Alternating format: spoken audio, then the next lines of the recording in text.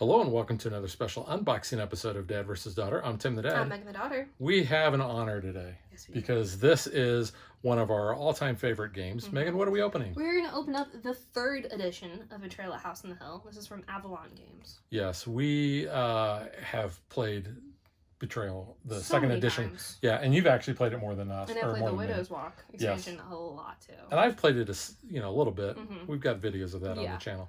But yes, this is the brand new 3rd edition. Just came out, I think, within the last month or two. Yeah, it's pretty new. So this is one, obviously, when we first heard about it, we were very interested in it. So let's just dive in and open it up. All right.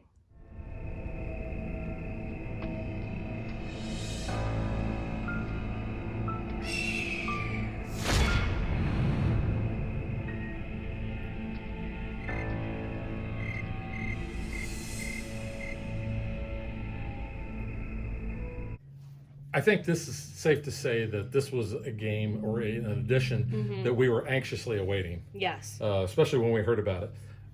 I had a little bit of reservation based on the people components, the meeple or the characters, because they're not painted, and in the 2nd edition that we've played the heck out of, they are painted.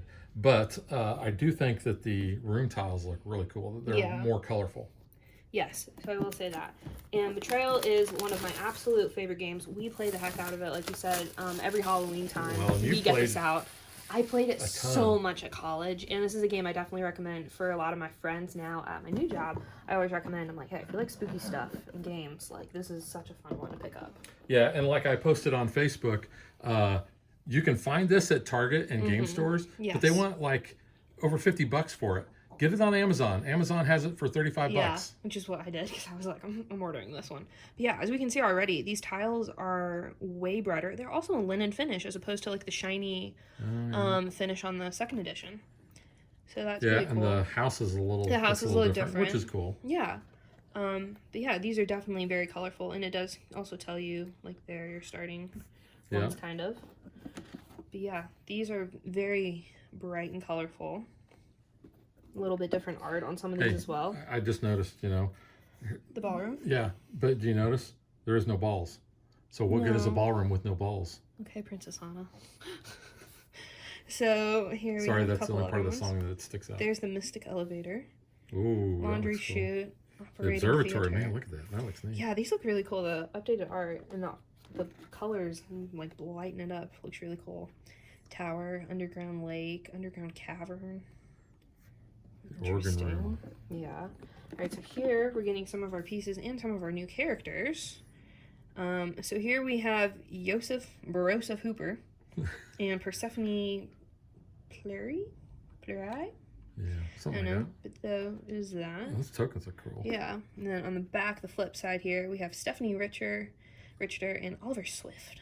Oliver Swift. Probably. But yeah. We have food. A loaf of bread there. Videotape. It's kind of interesting. Well, some different. Talk about being dated. There's secret passage. You're already popping things out. Didn't mean to, but it's coming out there. Here's some of our other characters. She looks ticked off. Anita Hernandez. She's 12. Her hobbies are taxidermy, so I want to piss her off. And painting. A 12-year-old that's into taxidermy. All right, we have Jaden Jones here. Dan Wynn. Dan Wynn, thank you. MD. Specify that. And Michelle Monroe. And then we flip over to the back. We have Sammy Angler. Isa Valencia. Yeah, she looks ticked too. She's 11. She's into depressing music and blogging. Oh. So, Brittany Beatbox Bowen. And then Father Warren Liu. Yeah. Close enough. I apologize. Something like that. He's into comic books, so that's pretty cool. He's into comic books. Oh, he's into comic books. He's into comic books, yeah. So very interesting characters, and these have little punch-out notches that will be kind of keeping track of our stuff there. Yeah, and we'll show you That's a little bit those different. Go together. Because we are going to punch this. Yes, oh yeah. We have some on-off switches there. That's kind of cool. Here we have our new haunt tracker. Troll right hand, troll left hand, some of these new pieces. Ooh, interesting. Head of the house, Jack's spirit. A demon dog. Interesting. Ghost shark. Faceless man. So those are kind of cool. So those are what the backs look like when they're stunned. Here we have some more room tiles, crawl space, furnace gallery, the graveyard.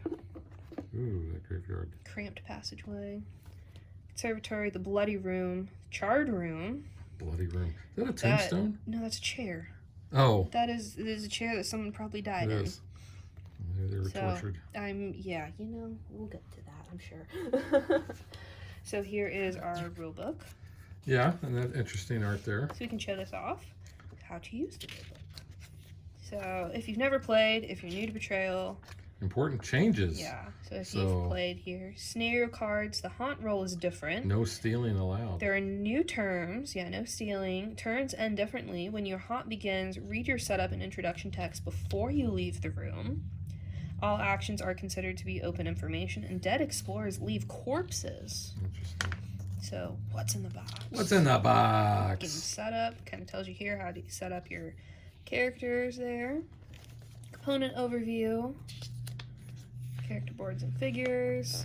Your dice. How to play before the haunt.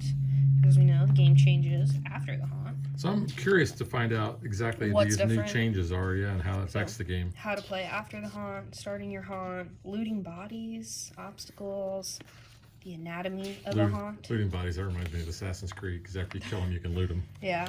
Playing the haunt, end of game. To the first side to complete their objective for the haunt wins. Yes, we know that. So here's some more character descriptions. Gives us a little bit of backstory, too, on some of these characters. So that's kind of a fun touch. I like that. And then your index and credits. So we cannot show you these, but we can show off the cover. Do not read until the haunt scenario begins. This looks very cool, and it's very thick. So we do have a lot. It looks like we have 50 new haunts here. I like that looks like on the composition notebook, too. And got blood on it. But yeah, this is really cool. I'm excited to dive into those. We got a package here.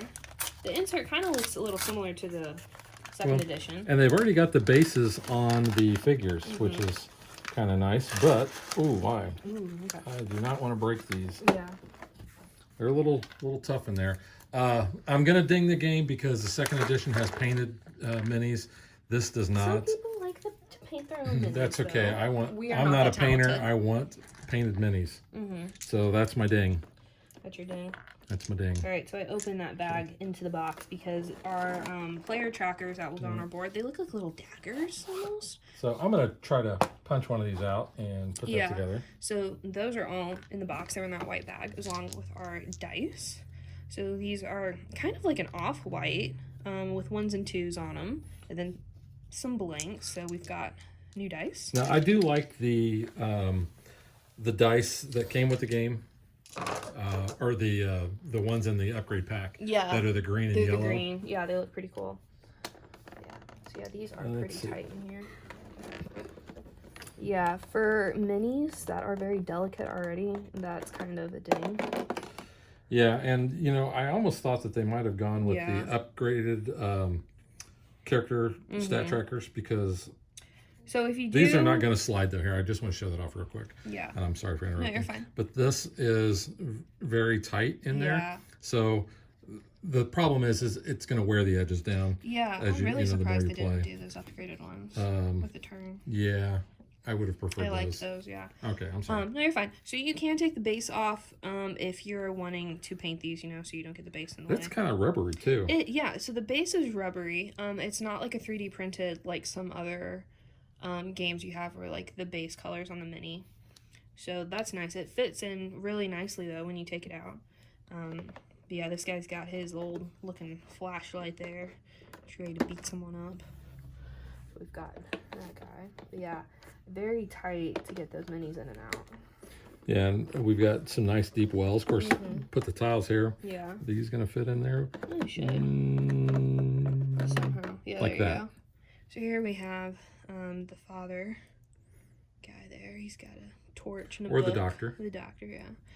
He's kind of a little wobbly in his base a little bit, but we got him there. See, I was normally always when I played at college, I was always the blue person. She's got like a candle and a book there. I don't know how well these are really showing up. There's a little bit better. Now, was there a reason you were always blue? I was always blue. Just because that's your daughter color? That was my color. No, I liked the abilities, I think, on that character. I think she had some pretty good stats. So it was pretty easy. So here is the little girl that has some attitude problems, probably. But that's really cool. I like that you can kind of see, like, the hood, like, on her sweatshirt there. So it's kind of cool details. But she's got, like, a really big coat and her flashlight. She goes up there. And then we got the little green kid, who I'm still probably going to call Peter Akimoto. Because that was just, we always played with little Peter Akimoto. So he's pretty cool. His baseball cap flipped backward. He knew when bad things were happening because he'd get a Peter tingle. His Peter tingle, yeah. So we've got those pieces there. All right, you got some new cards, though, which I'm curious to see. Yeah, I'm going to first show off the cards that people that are familiar with Betrayal already know. So we have our item cards here. A little bit different take on the art, but I do like how it looks. Yeah. Chainsaw the gun.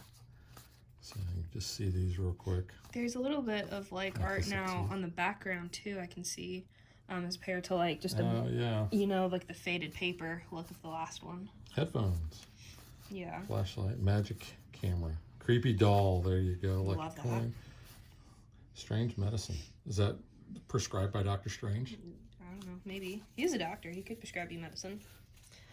So here we have the event cards, and I just flipped through personally to find the best event card. Is it in there? It is still in here, and it was only a couple of cards in. It's Jonah's turn. Like, this is the best card. Would you like a turn, Jonah? Oh, I want all the turns. And then it fades to black and protects you from the creepiness of what this little kid is going to do. Yeah. So we're not going to show you those. No, but we do have a couple ones. They look pretty, you know, similar to what we've had. Maybe a couple different ones. Mysterious Flute. So there's some different ones again. So I guess like we're all going to show you those. Rolling the dice. We can show a couple. We're not like totally focusing. A couple, you're showing all of them. We're not focusing on all of them unless they pause and watch it in slow-mo. Yeah, they will. Here are the Omen cards, which look a little neater, I think. Yeah, I do like this background. It's like the wallpaper on them. Yeah, you got idol, armor, ring. There's the dog. Oh, that's a really cute dog. Book, dagger, holy symbol, the skull, and the mask. Were there more in the second edition? There are more omens. Yeah, because this seems that seems very low. Very low. And then we have some new cards. We have these blue cards here. Yeah, and not really sure what these are. Of course, you know, this is something new. Strange disappearance, for sale, cursed, and a mysterious invitation. But they all have these charts on here. So omens, haunt number, and who's the traitor. Yeah. So these are different ways, I think, of figuring out when your haunt happens. Because it did say haunt rolls are different. It did. So we'll have to look into that. And then we have these gray cards, which these are player references. So you can see we have 6 of the normal reference cards. You can see there. And then we have these 2 here. We have the traitor and the monster. So it kind of basically, so you don't have to always keep going to the book like you did with the other edition. But yeah, you've got these references. So I think, that's kind of really cool. But yeah. I'm very excited to play this. This is one that we are going to get punched right away.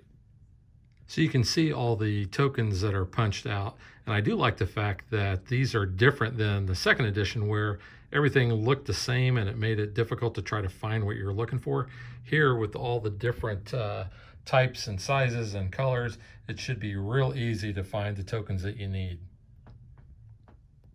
And we will be playing this, and we will be getting not a playthrough on camera, but we will do our review of it very close to Halloween. So make sure you check back then. It'll kind of also be a comparison on the second edition. And the Widow's Walk expansion. Yep. Because I love the Widow's Walk expansion. So that is Betrayal at House on the Hill, the 3rd edition, and we will catch you guys next time. Bye.